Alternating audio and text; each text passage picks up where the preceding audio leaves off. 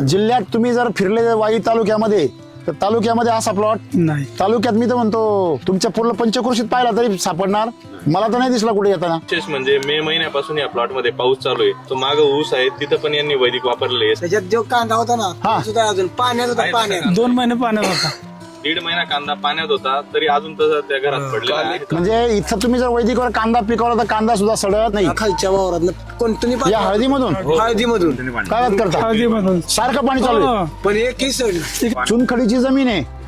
जमीन कशाची आहे? चुनकडे. चुनखडीची. सारखं पाणी चालू बरोबर आहे आहे. आणि तरी अहो सर असं नाळ कसं वाहतं कसं वाहत होतं आम्ही बघायला हो विचार केला. कंटिन्यू उसत नाही हळदीत तुम्हाला विश्वास बसला होता का ते पाहिल्यावर? असं वाटलं नव्हतं कसं बसला इथं बसणार किती वेळा आले तुम्ही बघायला?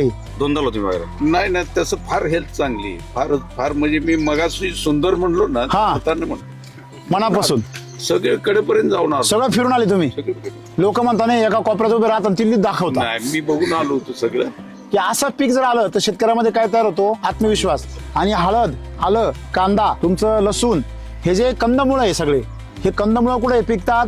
जमिनीमध्ये. आणि म्हणून या कंदमुळांना जमिनीचं आरोग्य अत्यंत महत्वाचं राहतं. त्याची नुसती मुळं नाहीये खाली, त्याचं फळ सुद्धा खालीच आहे.